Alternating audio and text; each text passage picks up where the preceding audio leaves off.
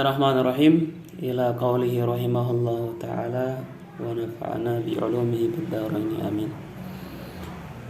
Falaqad ruwiya anna Allah ta'ala awha ila Dawud alaihi salam faqala ya Dawud ta'allamil ilma an-nafi' faqala ilahi wa mal ilmu an-nafi' faqala an ta'rifa jalali wa azmati wa kibriyai wa kamala qudrati ala kulli syai'in fa inna hadha alladhi yuqarribuka ilayya.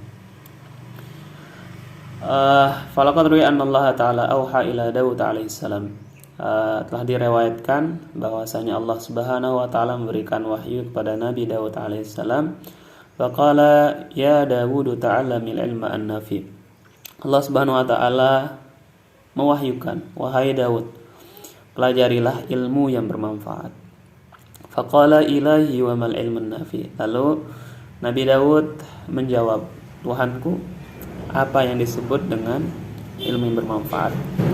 Faqala an ta'rifa jalali wa uzmati wa kibriyai wa kamalu qudrati ala kulli syai'in fa inna hadha alladhi yuqarribuka ilayya.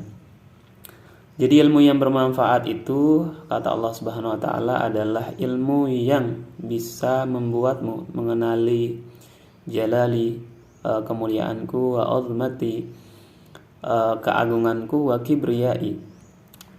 Kibriyai ini artinya adalah kesombonganku sebenarnya. Namun dalam tafsir atau penjelasan kitab Ta'limul Muta'allim, salah satu kitab syair dalam kitab tersebut menyatakan kibriya itu adalah simbol terhadap segala sesuatu yang hanya boleh dilakukan oleh Allah Subhanahu wa taala.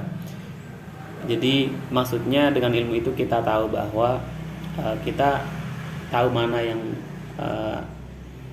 yang boleh dilakukan manusia, mana yang tidak. Nah, dalam kitab taklim yang tidak boleh itu salah satunya adalah sombong, atau yang kayak mengendalikan hasil, karena kan yang memberikan hasil itu Tuhan.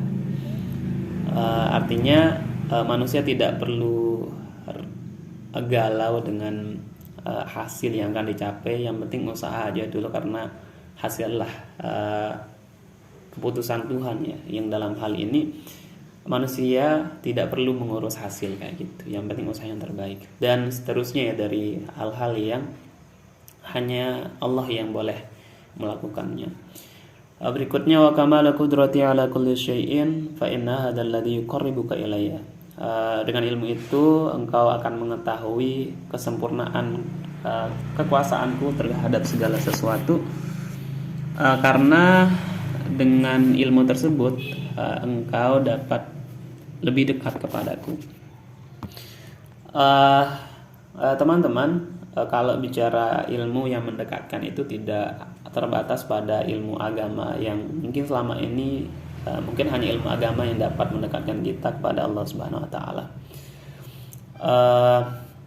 Jadi apapun ilmu yang hari ini kita concern di dalamnya, mau ekonomi, politik, sosial, kesehatan dan sebagainya, itu semua ilmu yang berasal dari Allah Subhanahu wa taala dan memiliki potensi juga untuk mendekatkan kita kepada Allah Subhanahu wa taala.